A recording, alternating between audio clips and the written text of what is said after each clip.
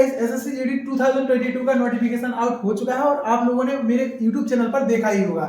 बहुत सारे लोग कैंडिडेट जो हैं यहाँ पर परेशान है कि एज का क्राइटेरिया क्या रहने वाला है, यदि वह जनरल कैटेगरी से हैं तो क्या उनको कोरोना की वजह से यहाँ पर उम्र में छूट दी गई है। तो हम आपको बता दें, जी हाँ, चाहे आप जनरल से हो, ओबीसी से हो या एससी एसटी, हर एक कैंडिडेट को यहाँ पर एक्स्ट्रा 3 साल की छूट जो है यहाँ पर दी गई है। सीक्वेंस बाय सीक्वेंस आपको बताएंगे क्या क्या आपका एज क्राइटेरिया रहने वाला है, किस डेट से किस डेट तक यदि आपका डेट ऑफ बर्थ है तो आप फॉर्म को अप्लाई कर सकते हैं। तो शुरुआत करते हैं जनरल कैटेगरी। जी हाँ, जनरल कैटेगरी में यदि आप 18 से 23 वर्ष के हैं, जो कि आपका नॉर्मली है, यदि आप 18 से 23 वर्ष के हैं तो आप इस फॉर्म को अप्लाई कर सकते हैं। वहीं यदि डेट ऑफ बर्थ की बात करें तो 2/1/2000 से 1/1/2005, जी हाँ, यदि आपका जन्म 2 जनवरी 2000 को हुआ है और 1/1/2005 को है और आप जनरल कैटेगरी से हैं, तब आप इस फॉर्म को अप्लाई कर सकते हैं।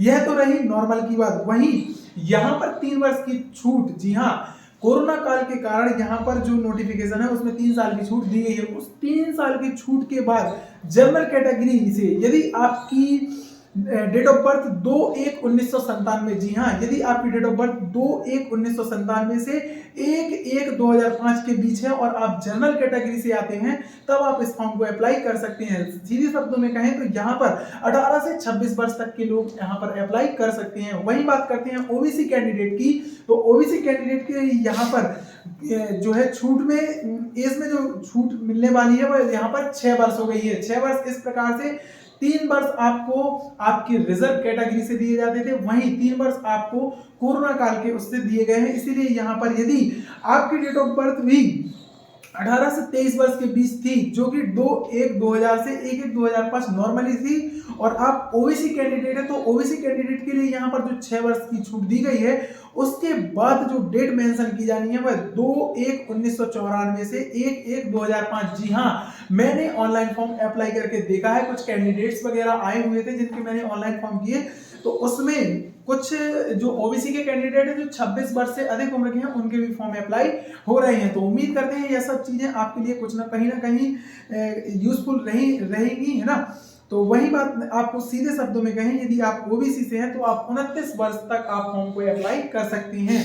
1/1/2023 को आप 29 वर्ष से अधिक नहीं होने चाहिए। यह तो रही ओबीसी की। वहीं बात करते हैं एससी और एसटी कैंडिडेट की। जी हाँ, एससी और एसटी कैंडिडेट के बारे में यदि हम बात करें तो यहाँ पर 18 से 23 वर्ष के लिए आपको एज क्राइटेरिया नॉर्मली रखा गया था। वही जो डेट ऑफ बर्थ जनरल और ओबीसी में रही है 2/1/2000 से 1/1/2005, तो आपको यह एज यहाँ पर तो जो है नॉर्मली थी।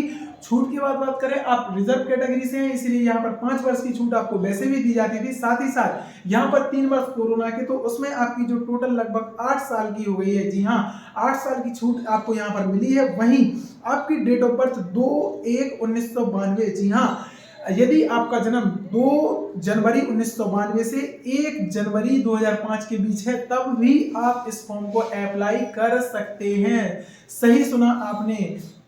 यदि आप 1 जनवरी 2023 को 31 वर्ष से अधिक नहीं है, तब भी आप इस फॉर्म को अप्लाई कर सकते हैं। तो हमने यहाँ पर रिजर्व कैटेगरी के अकॉर्डिंग हर एक कैटेगरी के बारे में बताया। यदि आप जनरल से हैं तो ये, ओबीसी से हैं तो ये, और इससे हैं तो ये। यह तो रही आप सभी के लिए ऐसी जानकारी जिसमें कि हमने एज की छूट के बारे में बताया। कुछ कैंडिडेट ऐसे हैं जो 18 वर्ष के नहीं हुए हैं, भविष्य में वह होने वाले हैं, तो उन सभी उम्मीदवारों को हम बता दें कि यदि आप 1/1/2023 को 18 वर्ष की आयु पूर्ण कर रहे हैं, तब भी आप इस फॉर्म को अप्लाई कर सकते हैं। उम्मीद करते हैं यह सभी जानकारी आप लोगों के लिए उपयोगफुल रही होगी। सेशन अगर अच्छा लगा हो तो सेशन को लाइक जरूर करें और वीडियो को शेयर जरूर करें। इसी के साथ हम आपसे लेते हैं विदा।